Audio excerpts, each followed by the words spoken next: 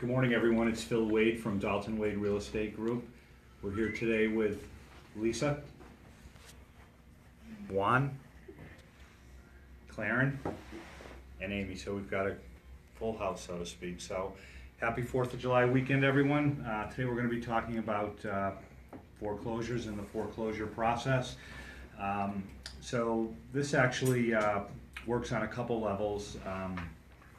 The company, Dalton Wade, we have a bunch of zip codes with the Zillow foreclosure and pre-foreclosure leads. So hopefully this training will help folks do a little bit better job communicating with those leads and have a better conversion rate. And then for anybody out there who's not on that program, just more general knowledge about the foreclosure process, how that works. Everybody gets inquiries from potential buyers. Sort of there's this feeling out there that if it's a foreclosure, it's a deal. And everybody loves a deal, so that's why foreclosures are popular.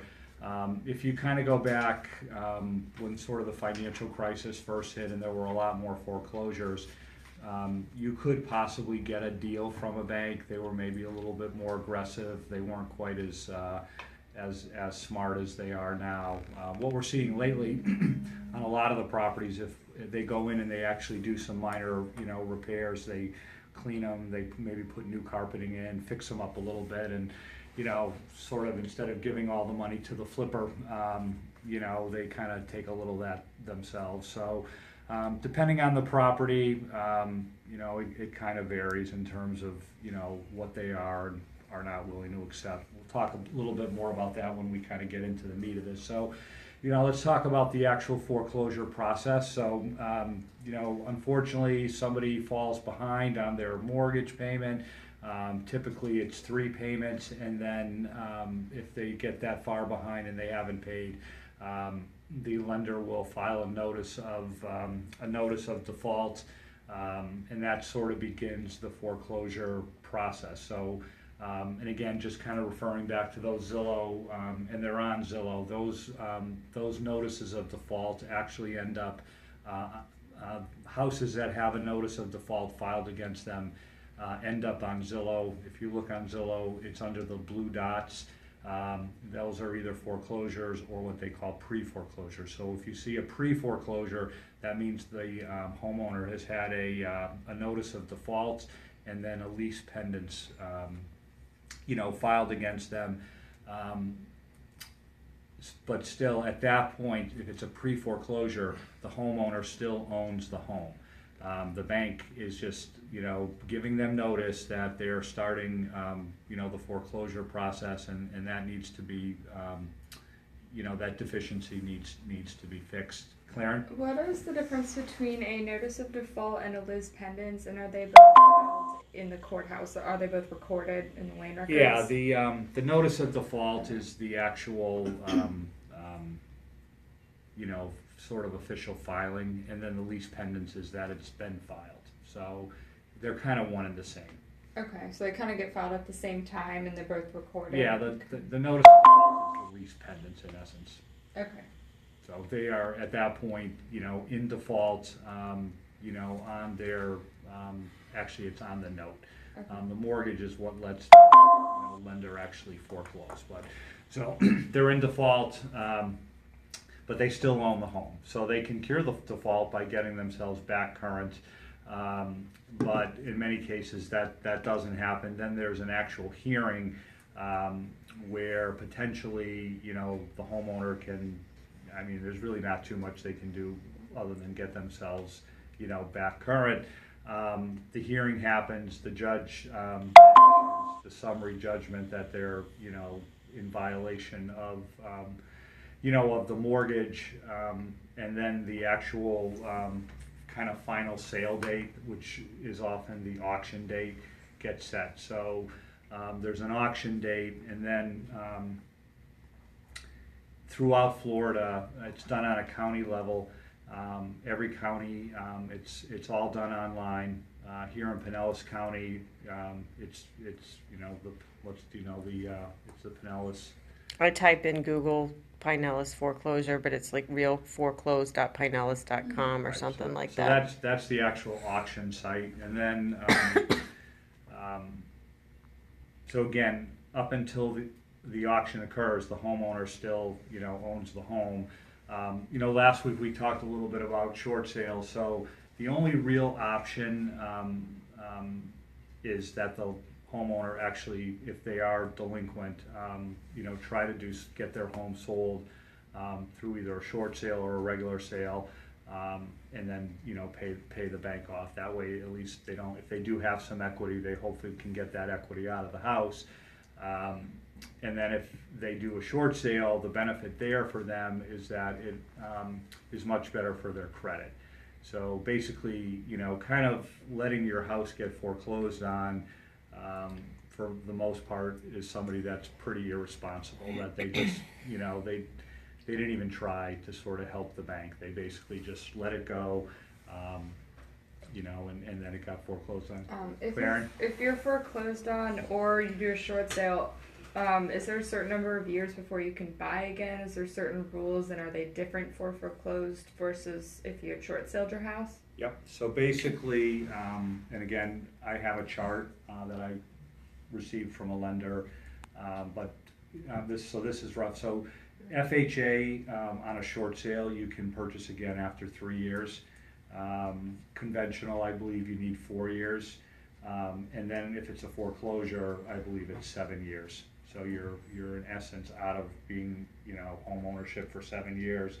And your credit takes a much more substantial hit if it's foreclosed on, and it kind of makes sense. As I said, you basically you could have sold your house and helped the bank. I mean, it's very expensive for the lender to foreclose. It's in essence, it's in the $40,000 to $50,000 range, just in attorney fees, all the stuff they have to do.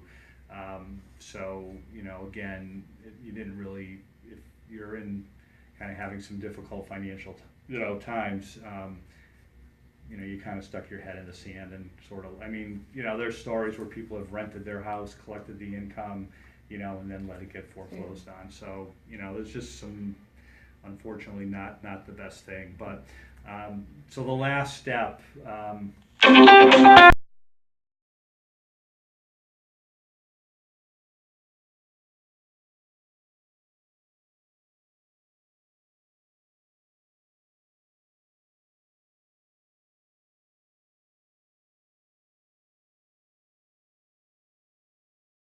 finishes, sometimes it's very difficult for folks to actually get in the house to look at. So there's no inspection period.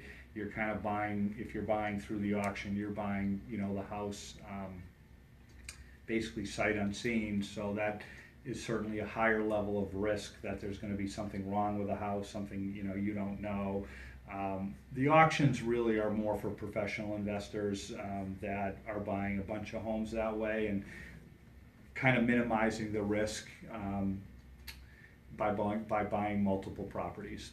For the individual investor, the homeowner, the auction probably is too dicey.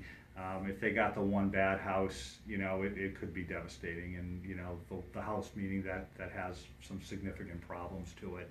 And that's why what ends up happening at the auction many times, so there's a reserve that actually is set by the lender. So the lender, many cases, becomes the high bidder, because the bids typically come in low to compensate for that risk of something being wrong with the house. So, and the lender knows this, so oftentimes, probably in about 70% of the cases, the lender is the high bidder. They end up taking the deed back, and then at some point in the future, the property then comes back out as a bank-owned REO. So, and then at that point, it's put on the MLS, and again, that kind of notion that it's a deal, the MLS sort of, there's some deals to be found there, but not too many. I mean, it's an open process. Everybody sees the listing, and oftentimes now, bank-owned properties end up in multiple offer, situations. So, the market's pretty much bidding it up to where, where the market thinks it should go. Bank-owned properties, you're able to do a home inspection. So, you have at least that comfort, to kind of know what you're buying. So, kind of, if we go back, so that's actually the foreclosure process. You really, it's impossible to purchase. You'll hear people ask, oh, how can I buy this house if it's in pre-foreclosure? Really can't be done. The only option, it can be done if you obviously arrange something with the individual homeowner, and then that person had enough, to be able to clear their mortgage based on the purchase price. If they don't, then the only option really is a short sale. Short sale, the listing is required by the lender to be put on the MLS, so that they know that, the potential of, having gotten the highest price is there. If they don't do that and then it goes to auction, it gets, foreclosed on. Oftentimes the lender is the high bidder. It's risky to buy at auction because you're not really able to inspect the property. So, being knowledgeable about the foreclosure process just helps, everyone be, look like a better real estate agent. It's something that, you should be able to talk about, and it's certainly, a subject that most, buyers don't really know sort of the intricacies of it all. So hopefully we've learned the intricacies today. Anybody have any questions? Amy? I have one. Yeah.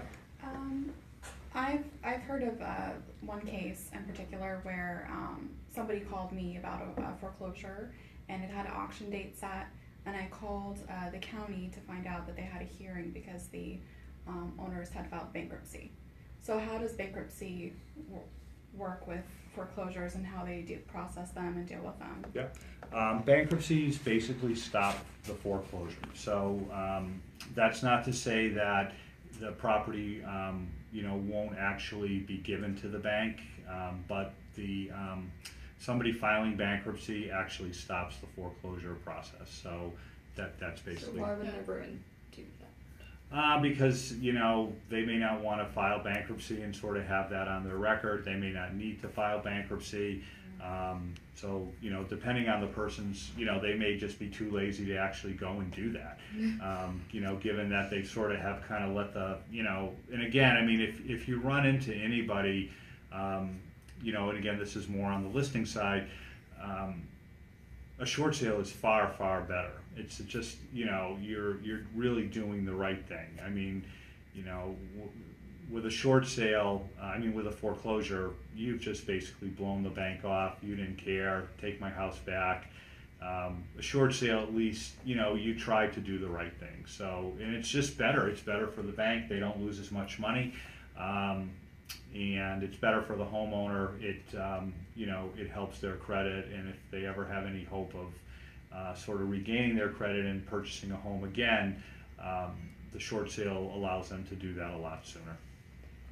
Is the final sale date something that, when it gets set, is that something that we can see online? Does it get okay.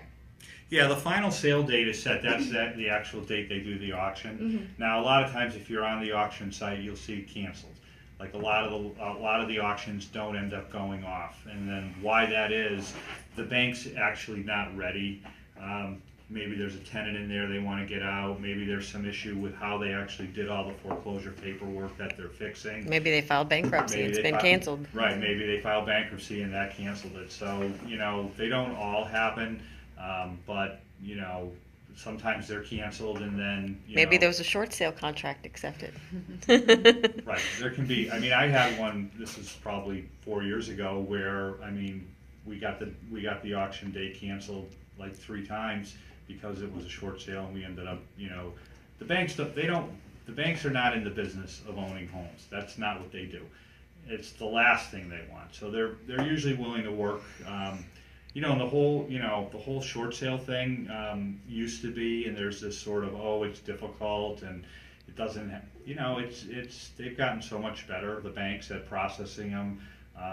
It's still a real opportunity out there for real estate folks to get listings. I mean, because again, typically once somebody falls behind, it's, if they're kind of in that living month to month sort of life, it's difficult to catch up. I mean, you get 3 months behind, then they start whacking you with interest penalties, and it's just a slippery slope. So sometimes you can jump in and, help that person accomplish the short sale, and, everybody's better off for it. Any other questions? Any questions in Periscope land?